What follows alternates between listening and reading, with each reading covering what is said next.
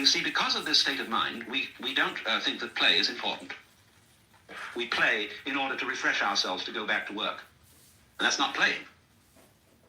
Playing is a real absorption in the delight of a dance, for example. You don't dance because it's good for you. You dance because you're happy. But you see, we have a very odd incapacity for happiness, because we are happier when we expect good things to happen rather than when they're happening. And so we say of a thing that we consider bad, it has no future. Well, nothing has a future. There isn't a future.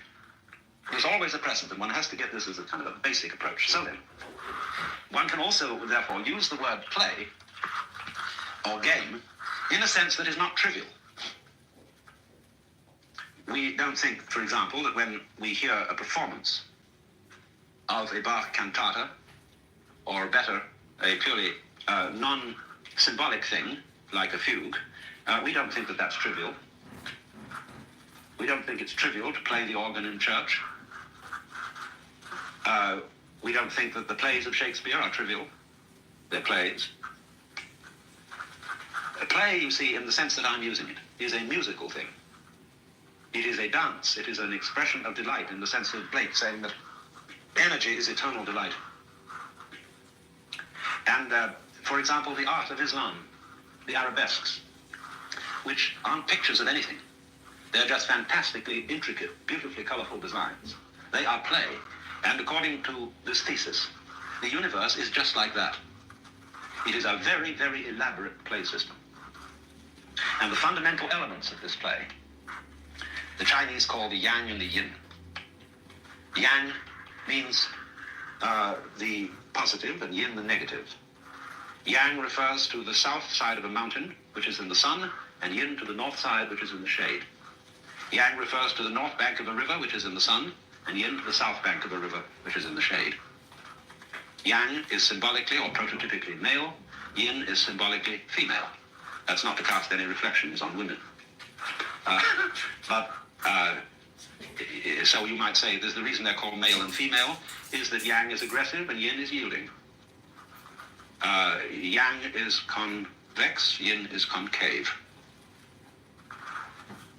Now, the secret about the opposites, which is as important as realizing that there is no such thing as time, the secret about the opposites is this, that they appear to be as different can be. We say of opposites, like black and white, that they are the poles apart. But in using that phrase, poles, you imply a connection between them. As there is a connection of the north to the south pole of the earth, and as there is a connection between the north and south poles of a magnet. There are two ends of the same stick, two sides of the same coin, two opposite points on the same sphere. And that means that they go together. In Chinese, this is called arising mutually. As in the second chapter of Lao Tzu, where he says, when all the world knows beauty to be beautiful, there is already ugliness. When all the world knows goodness to be good, there is already evil. For to be and not to be arise mutually. I guess takeout doesn't count. Tomorrow, table for two, Mediterranean, sushi, ooh, Italian. It's perfect. Open table.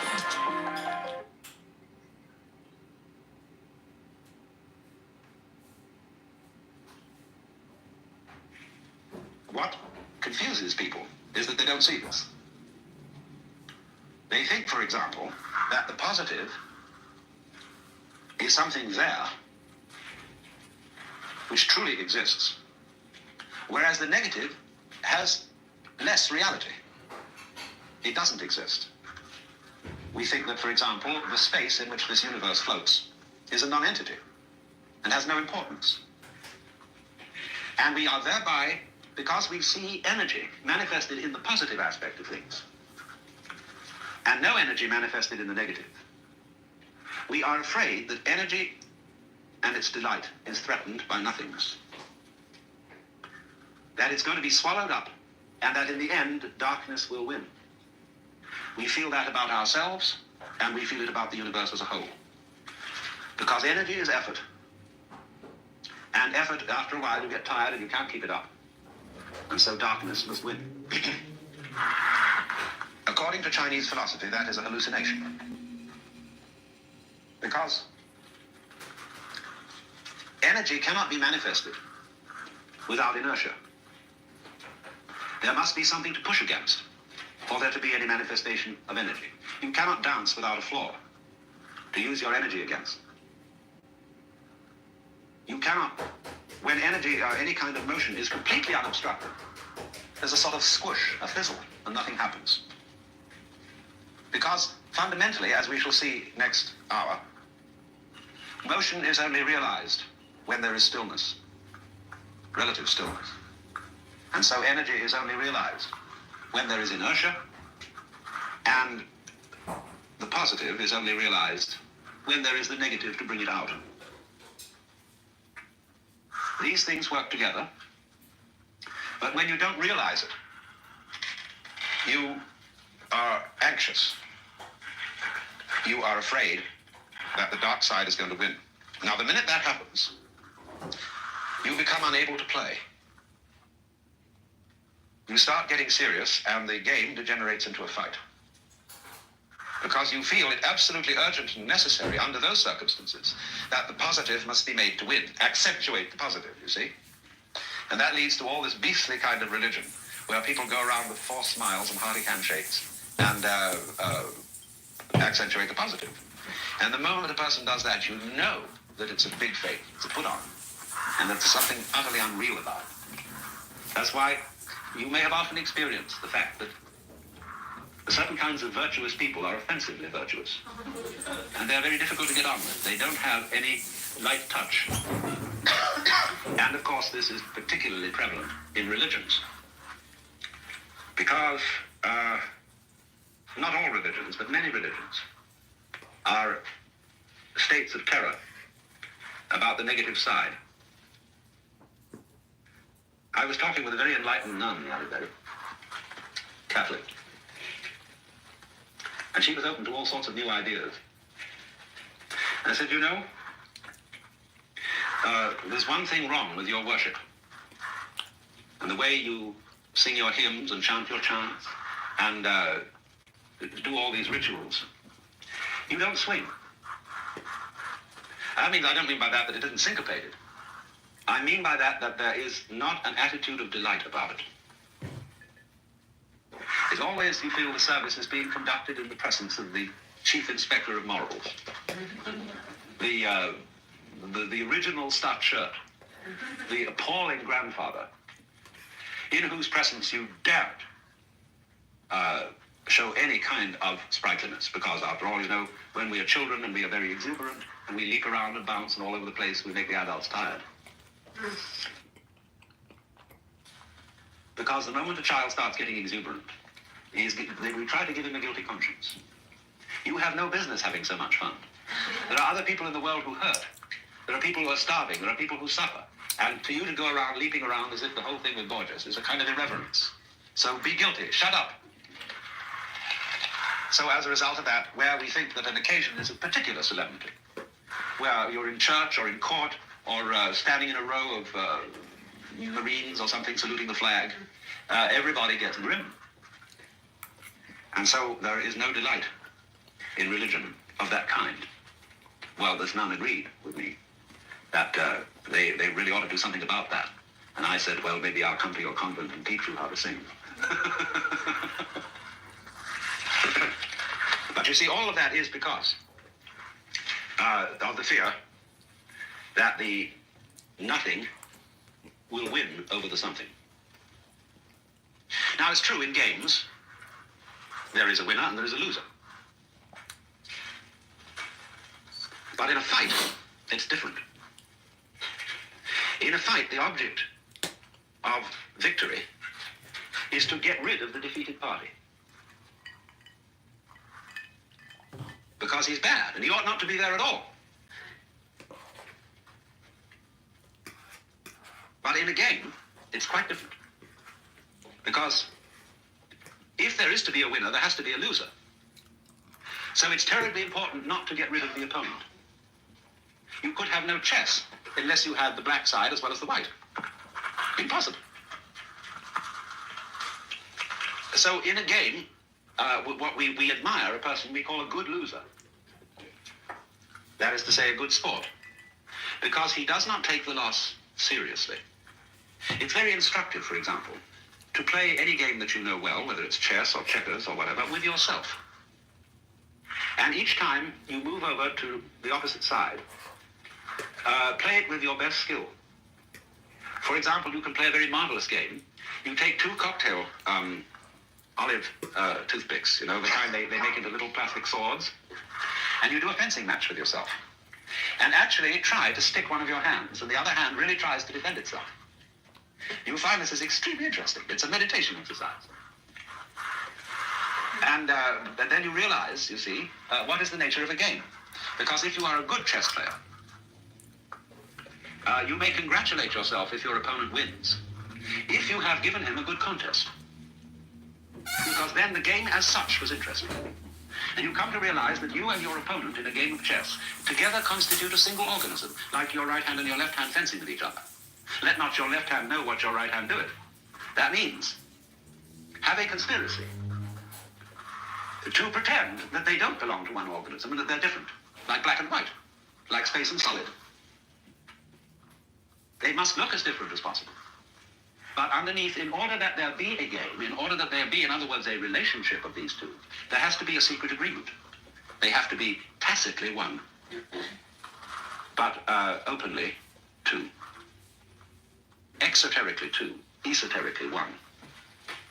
Because, you see, on the stage, when you get the hero and the villain, they are really friends behind the scenes, because they belong to the same company of actors. But this mustn't be admitted on the stage, because that would give the show away. Now you see, it's true, we mustn't give the show away. That's why there are esoteric teachings.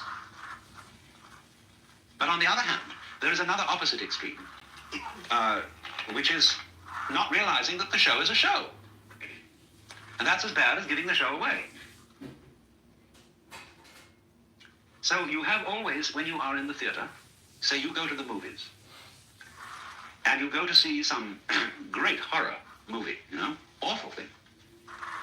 Well, why does one do it? You want a thrill. And the whole of the universe wants a thrill. That's what it's all about.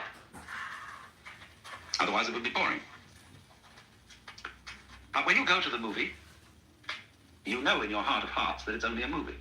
And yet you contrive to some degree to forget this while you're there, and therefore get scared and feel real creeps. But that's great. Some people like to go and cry. They go and see some tragedy and just love to weep because it's a catharsis. It gets all the salt out of you or something, I don't know. And so you do this thing. And we can say it's vicarious. Yeah. But that is the spirit of showmanship, of play. So one might say then that it is possible in this life to attain a sort of metaphysical courage in which you really know deep within that the most harrowing experiences that physical existence can offer are a show. Now this is the, what you might call ultimate nerve. And for example, when the samurai in Japan studied Zen, that's what they wanted to get from it. They wanted to get ultimate nerve so that absolutely nothing would faze them. So there is a poem which says, "Under the sword lifted high, there is hell making you tremble. But go ahead, and there is the land of bliss." Don't hesitate. See, don't be blocked. Don't be fazed, nonplussed by the illusion. Now you would say, well, that's all very well, but I can't bring myself to that. I start to shake and I can't stop it. It's not to do with my will. And no amount of gritting my teeth, clenching my muscles, exercising my willpower can get rid of the shakes when I am really scared. That's true. But you must remember that the secret to all this is not to be afraid of fear. When you can really allow yourself to be afraid, and you don't resist the experience of fear, you are truly beginning to master fear. But when you refuse to be afraid, you are resisting fear. And that simply sets up a vicious circle of being afraid of fear and being afraid of being afraid of fear, and so on. And that's what we call worry. Worry is simply a chronic condition. And people who worry are going to worry no matter what happens. Because when one possible threat is exterminated, they will immediately discover another. Because worry is an infinitely skinned onion.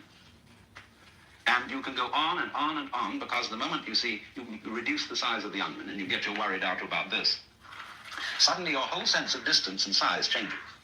And because you're looking so intently at this little onion, it fills your whole field of vision and is once again a big onion. See? You start peeling that down. But as you get another little one about this size, then it enlarges itself in your judgment and your sense of value. And once more, it's colossal. Now, that's always going on. So if you are disposed to worry, there is always plenty to worry about. You make plenty of money and you have no troubles about that, then you start wondering if you're going to get a disease. And the doctor says, no, it's all right, nothing wrong with you. Then you wonder if you're going to get into an accident. And then you take precautions, and then you wonder if there's going to be a political revolution, etc. Whether your house is going to be robbed. There's always something. So it is really, this kind of worrying is a completely useless pursuit. And yet, we feel a little guilty if we don't do it. Because it's somehow put into us that a proper amount of worrying is showing a good sense of responsibility. You're concerned. And Paul Tillich used this word concern in a special way. And Quakers always use the word concerned. And all people, you might say, who are socially conscious are concerned. So when we say, I'm concerned, it means I have a frown on my face. And I'm worried about you, about the nation, about the war, so on, concerned. And Tillich said, religion is ultimate concern. I am concerned about the universe. And he used this wonderful decontaminated word for God, which he got from Eckhart, the ground of being. See, God still has whiskers on it, but the ground of being doesn't, obviously. And so, ultimate concern is to be concerned about the ground of being. Well, now, I don't think, I'm not sure about Tillich. I knew him, and he was a very wonderful man. But what I call concern, the way I would want to interpret it, instead of this sort of frown, is something more like amazement. In other words, that existence is extremely peculiar.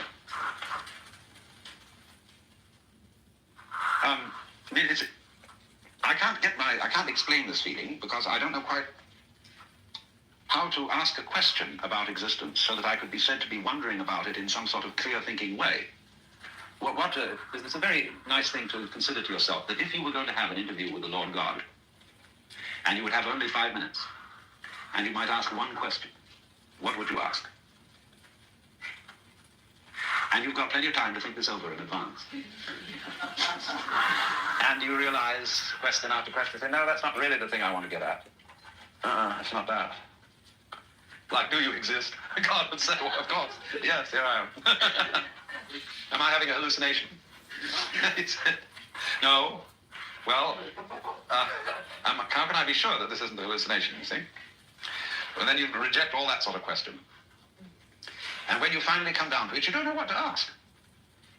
There is a sort of question in your mind, not so much a question as a questioning. A feeling of, it's all unbelievable. It's amazing. I wonder at it. I marvel at it. It is a miracle that there is anything. But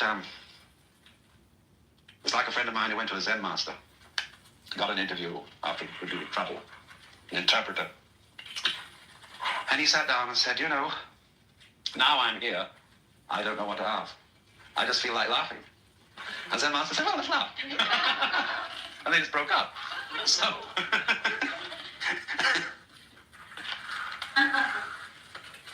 But that feeling, you see, of the